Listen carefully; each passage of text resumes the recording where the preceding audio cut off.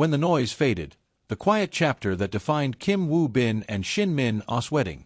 At exactly 6 p.m., as the final daylight softened into evening and the outside world slowly dimmed, the wedding of Kim Woo-bin and Shin Min-a entered a second chapter, one that few expected, and even fewer will ever forget. This was no longer about ceremonial vows, camera flashes, or a once-in-a-decade celebrity union. The formalities had already passed. What followed was something quieter, heavier, and infinitely more meaningful. It was the hour when people who had walked beside them through uncertainty, illness, silence, and waiting finally stepped into the room, not as stars, but as witnesses. A wedding that slowed down instead of speeding up. Most weddings crescendo toward spectacle. This one did the opposite. As guests arrived, the atmosphere shifted almost imperceptibly. Conversations softened. Movements slowed. No one rushed to be seen. No one searched for the spotlight. The room did not feel like an industry gathering, but like a shared pause in time, a moment where everyone present instinctively understood that what was unfolding was not meant to be consumed, but respected. These were not people arriving for promotion or visibility. They came carrying years of shared history, some joyful, many painful, all real. When celebrities became simply people. Familiar faces from across the Korean entertainment industry filled the space, yet nothing felt performative. Actors who had spent their careers mastering emotion on screen now sat quietly, unsure how to contain the real thing. They did not speak of projects, ratings, or awards. They spoke of hospital hallways, of phone calls that were never answered, of waiting rooms where time moved too slowly, of years when celebration felt inappropriate because survival itself was uncertain. This was not a glamorous gathering. It was a gathering of memory. Lee Jong-suk, an embrace of relief, not congratulations. Among the first to arrive was Lee Jong-suk, Kim Woo-bin's closest friend for over a decade. Their bond, formed in the earliest stages of their careers, had been shaped not just by shared success, but by shared fear. When the two men embraced, there were no raised voices, no celebratory laughter. Those standing nearby immediately understood, this was not a congratulations. It was relief. Lee Jong-suk placed a hand on Kim Woo-bin's shoulder and said quietly, "You made it here." 4 words. No embellishment. No explanation. Yet everyone within earshot felt the weight behind them. Kim Woo-bin nodded, unable to respond verbally. He did not need to. The sentence carried everything they had never needed to say out loud. Susie, recognizing the cost of staying. Soon after, Susie arrived and greeted Shin Min-a with a long, sincere embrace. Their relationship had never been defined by constant proximity, but by something deeper, mutual understanding. They were two women who knew the price of endurance in an industry that rarely rewards patience. "You showed us what staying really means," Susie was heard saying softly. It was not admiration rooted in romance. It was respect, for consistency, for choice, for the courage to remain when leaving would have been easier.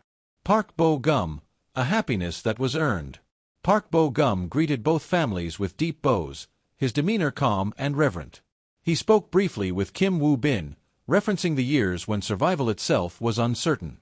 "This happiness feels earned," he said quietly. "That's why it's moving." There was no need to elaborate. Everyone understood. This was not joy that arrived effortlessly. It had been paid for in fear, patience, and time. Kim Yoo-young, the view from a younger generation. Representing a generation that had grown up watching both actors, Kim Yoo-young appeared visibly emotional. She spoke not as a colleague, but as someone who had observed quietly from afar.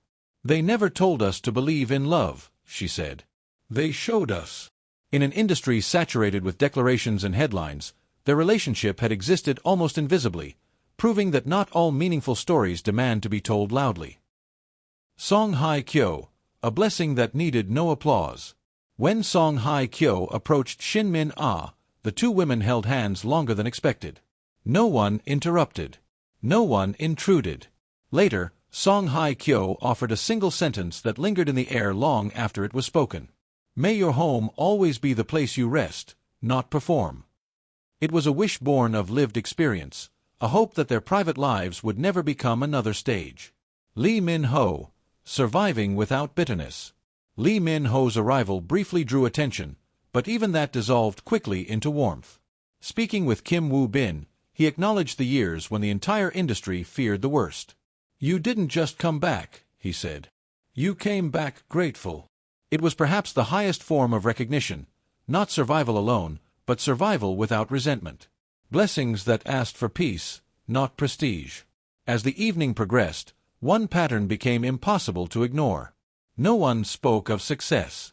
No one wished for longevity in the industry. Every blessing circled the same quiet hope: peace. Guests wished them a long life together, a calm home, ordinary mornings, uneventful years. In a room full of people accustomed to extraordinary lives, the most sincere prayer was for something entirely normal. When Kim Woo-bin stood, not as a star, but as a survivor.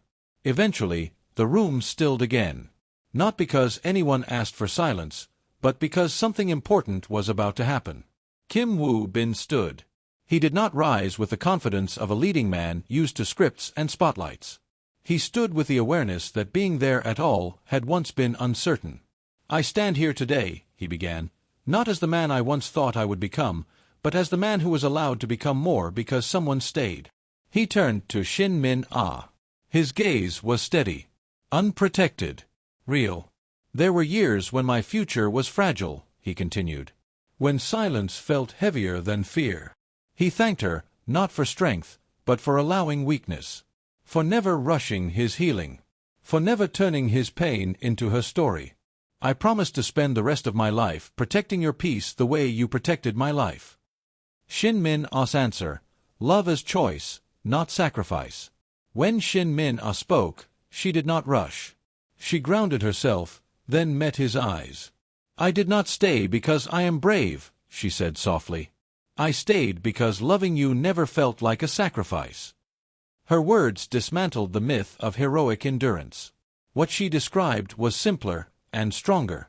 "Love," she continued, "does not demand answers. It only asks for presence." She promised to walk beside him, not ahead, not behind. To share silence when words failed.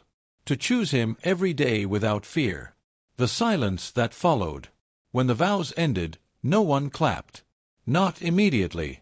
The silence that filled the room was not awkward or empty. It was full, heavy with recognition, respect, and restraint. Everyone understood that applause, if rushed, would fracture something sacred. When it finally came, it was gentle, almost reverent, a testament beyond a wedding. What unfolded during that quiet hour was not simply a continuation of a wedding. It was a collective acknowledgement, by friends, families, and an entire industry, that love does not need to be loud to be powerful. The strongest promises are often born in silence, kept through patience, honored through presence. And as the evening settled fully into night, one truth remained unmistakable. This was not a fairy tale. It was something far more enduring. A real marriage.